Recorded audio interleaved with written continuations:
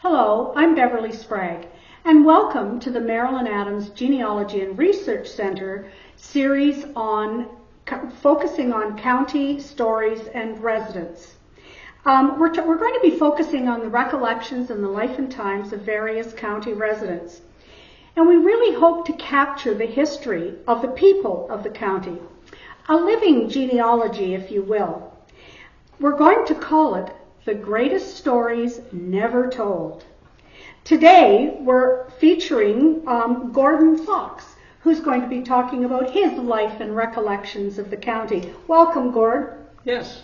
Take it away. All right. What are you going to tell us about Thank today? you. Well, I thought I'd start by just letting you know where I grew up. And I grew up in a little community called Mount Pleasant. Now, for most people, they probably have no idea where this is. But if you come up the County Road number 1, where it intersects with Highway 62, if you go straight across, right, you're still on County Road number 1, but that bisects up there.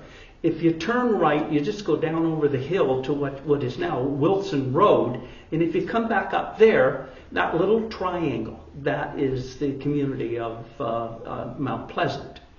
And when my growing up there, like when you've come up highways or up, I keep wanting to say Schoharie Road, but it's County Road 1 now. That's okay. Probably the people listening to this will know Schoharie Road more than County Road 1. Probably, yes. And then if you go across, well, then that was Giroux Gore. And then Wilson Road on the other side, well, that was Irvine Gore. So that's kind of going back in time. But on the corner there of 62 in County Road 1 was Elmer Morris's apple orchard. Big apple orchard. And then as you cut down over the hill, there was a little church, or we just used it as sort of a community center. And then as you got to Wilson Road and went back up again, well, you had Pope's, and you had the Reeds, and you had the Bruffs, you had the Halls, and then up a little further, you had the Finnemores, and then the Christies. So that's that side of the triangle, and as you come back down again, it was the Foxes and the Whiteheads and the Franklins. And on the corner was Charlie Colley, and was a little grocery store. And so that's where we went to get our things, our groceries and stuff like that. Because growing up as a kid, right, we'd get on our bicycles and we'd drive up and down the ditches, to find pop bottles. And so we'd find the pop bottles and we'd go down there and trade them in. And I think 2 cents or a nickel, but in those days, a nickel would buy you a ton of licorice. It was amazing. The flat licorice and then the cigar licorice with the little red, those kinds of things. But just to back up a little bit, I'll talk a little bit about how we got there. I have storybook parents, John and Mary, and we had a dog named Rex too. But they started out, if you on the way to Belleville, when you head 62 and you go across a little creek, and that's called Consecon Creek. And if you go around the corner on your left-hand side, that's Hooskamp has a farm there now. That's where my mom and dad started out. And that's where Gary was born, right? And so then father took over that farm from his father because his father got hit by a car. And with other complications, he passed away. And what was his name? Your grandfather's name? George. George Fox. Yeah, George. George and Grace was his mother, Gracie Maines. And so he took that over, and his three brothers, Lou and Tom, they left and went to work at General Motors, but my Uncle George, he stayed here, and George is famous through the county of being one of the best fence builders ever. And would they be rail fences that he built? You betcha. Yeah, we built miles of that stuff. Yes. And so anyway, they farmed there for a little while, and then they moved up to the farm on County Road number 1, where Terracella Wines is now. And they bought that from the Mastons. And I was born, I can't remember whether it was before or after they moved there, right? And if the story goes right, I've been a problem child all my life, because I was born in November, and to get to the hospital, they had to commandeer the neighbors to ride on the sideboard of the car to get us in there to dig up the snowbanks. So we got to Picton, and I was born in the Picton Hospital on Hill Street. So, but anyway, in those days, people got married, and if you were a farmer, it seemed as though you had to grow your own hemp. All right? So we started out with Gary, right? And then 2 years later, along come Gordy. And then a year and a half later came Raymond. And then a year and a half later came Fred. And then a year and a half later came Richard. And then 7 years later, Mother got her little girl, Kathy. So that was the whole thing there. But it was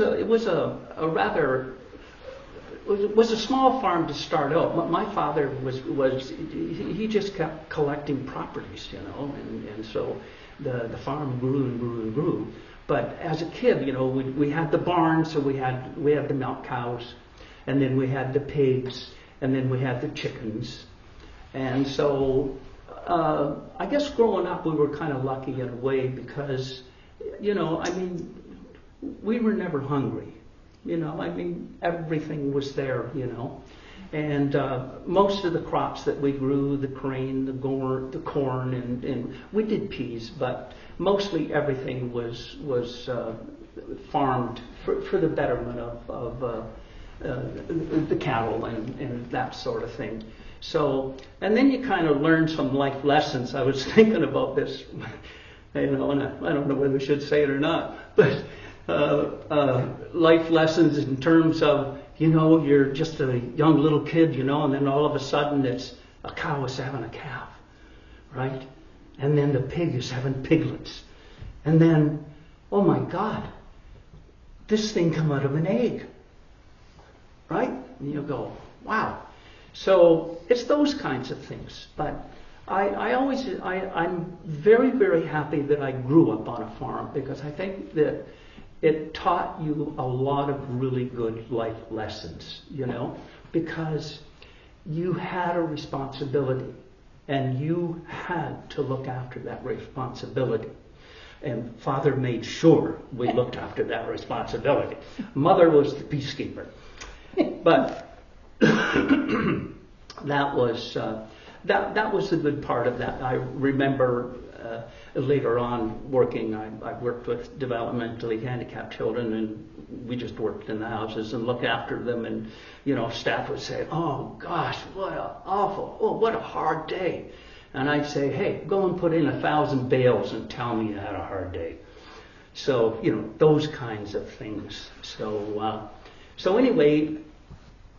The whole idea of everything, the whole community, we all stuck together, because back in the day with the farmers, if everybody come together to do the threshing, everybody come together to fill the silos, and then in tough times, everybody helped everybody. I know that unfortunately our neighbor up the way, George Wilkes, he had a car accident and died. And I remember as a kid, you would just take your tractor and plow, and we went up there and we did all the fall plowing, and it was done. You just did those sorts of things, And then of course, Mother, my gosh, well, she looked after all the books. I found that out later on. She was the bookkeeper, and But when it come to thrashing time and filling the silo, the meals that woman put out, oh my goodness, And unfortunately, I think of some meals and I go, that's not like Mom did it. So, those kinds of things. So, and I kind of remember my mother doing that too, and it was 2 meals a day. You made chicken and mashed potatoes and vegetables and whatever at lunch, and then at night you made roast beef, mashed potatoes. It was 3 solid meals a day. Absolutely. Well, I mean, that was the whole thing, because as soon as we got to the point where we could do something, for lack of a better way to put it, we were out milking the cows, and my job was actually to look after the pig pen. And in those days, you milk the cows, you put the milk in the milk cans, and that all went down to Bengal, right? So when it came back, all the cans were full of whey. So we used the whey to feed the pigs. So I have to dump that all in a barrel and get it and feed the pigs. And then after that was all done, then I had to wash the cans. And you had to make sure you washed them right. It wouldn't be easy to wash the whey out, I wouldn't think. Oh, yeah, it took a bit over. But that was my job, so I just did it, And then the other boys were busy, milking the cows or whatever the case may be. I have to admit that I hate cows.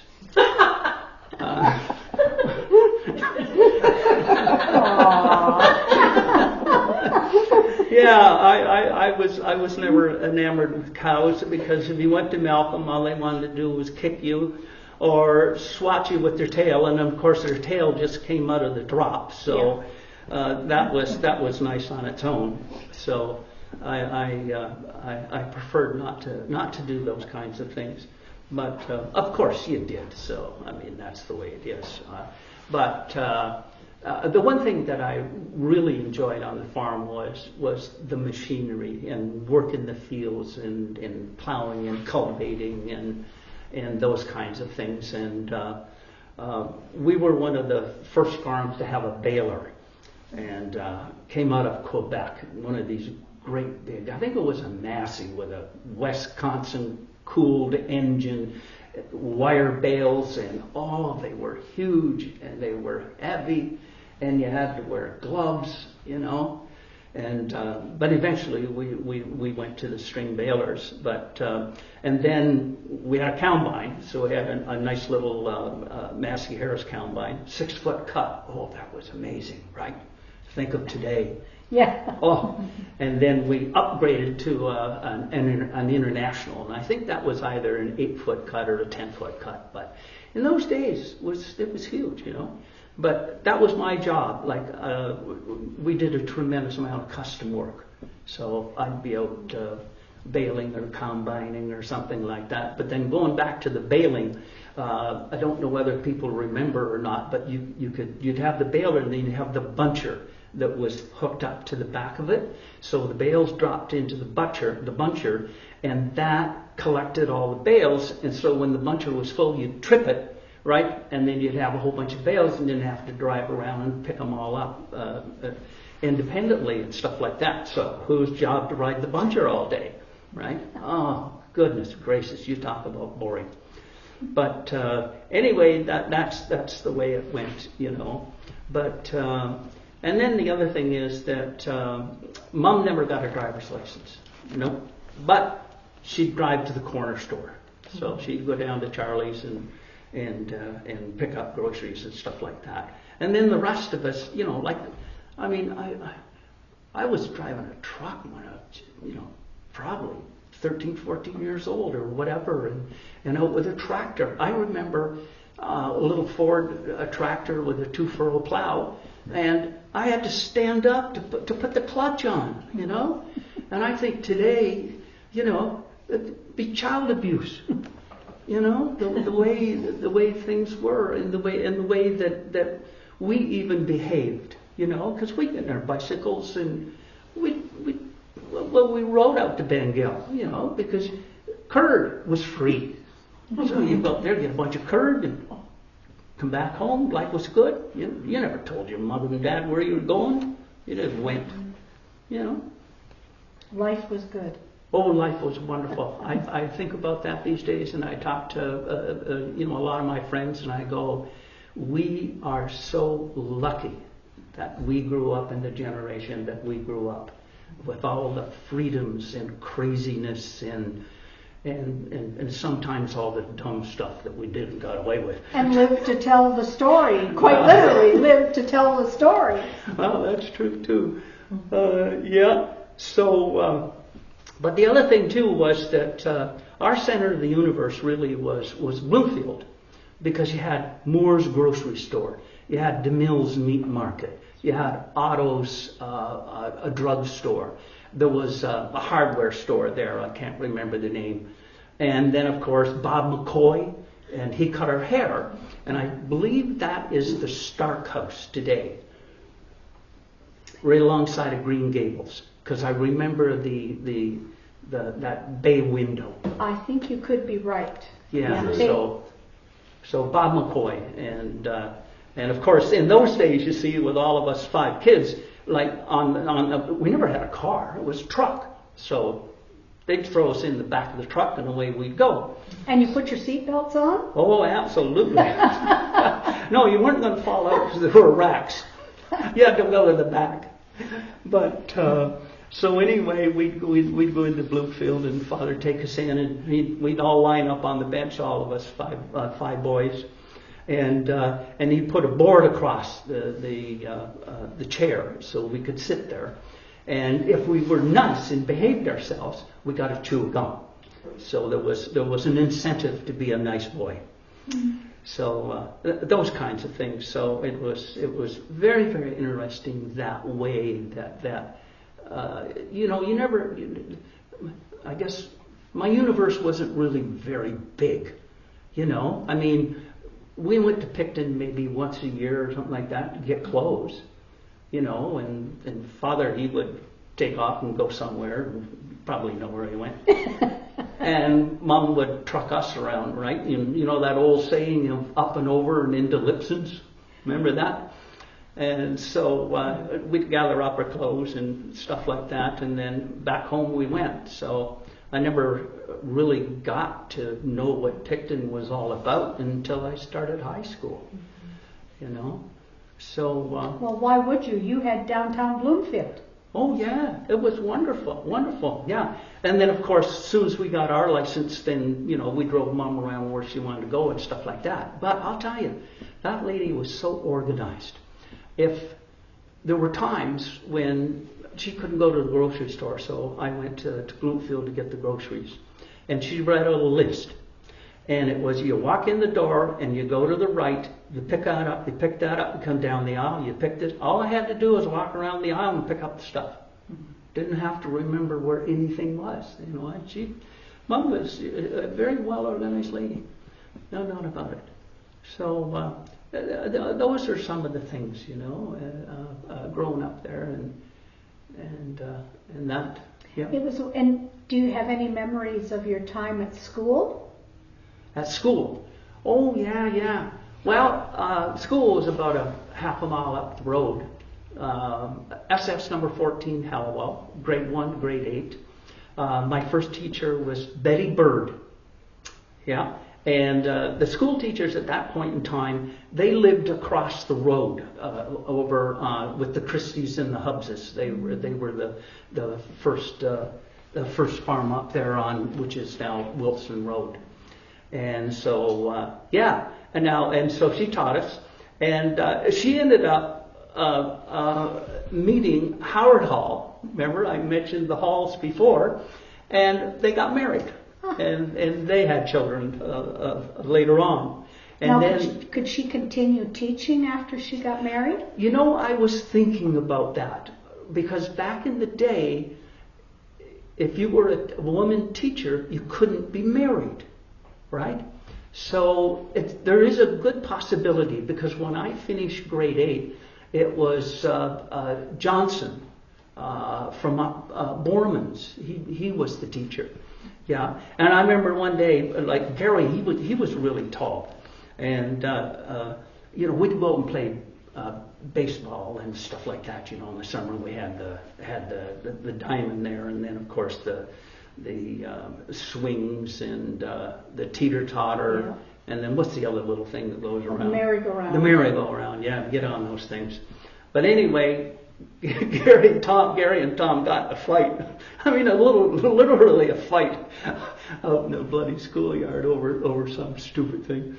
But yeah, but he was a good guy, because in the wintertime, we owned the farm next door, and of course there was a low spot there, so we'd go over there and clean off and go skating. You know, you just did those kinds of things. You know, so grade 1, and yeah, I remember. I think it was either grade 7 or grade 8. I got strapped the very first day of school, because in those days you had the boys, you had the girls.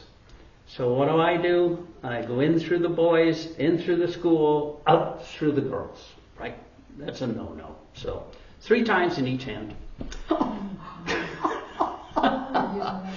But anyway, you started in the school, and it was grade 1, grade 2, grade 3, grade 4 back, you know, and in those days you just have the old wood stove and then toilets, inside toilets, but they certainly weren't flush toilets. Were they chemical toilets? Yeah. And the woodshed out the back. So when you got to grade 8, then it was your responsibility to make sure that there was wood in the school, and that the stove would, you know, you kept wood in the stove so it would be warm. So no, and I have fond memories of school, you know, and again it was a close knit sort of thing. Now there were more people than in just our little enclave of Mount Pleasant that went there, because further up, you know, all the way up to Nelson's, they don't live there anymore, and then the other way up Slatters and Toll Camps. I think it was Toll Camp, Hoos Camp, yeah. So. And about how many students went to the school altogether? Oh, I don't know, maybe 40, 50. Really? Yeah, I would think. Is it a one-room school? Yeah. It's a home now. Yeah. Yeah, it's a home. Yeah. So, yeah.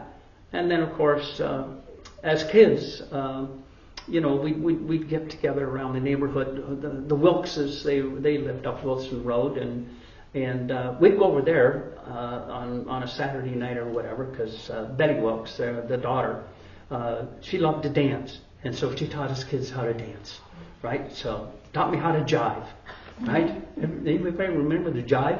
Do they call it that these days? I don't know. So anyway, yeah, we did that. And then Father had the bright idea, you know, if we want to rough house and be stupid, he'd bought boxing gloves.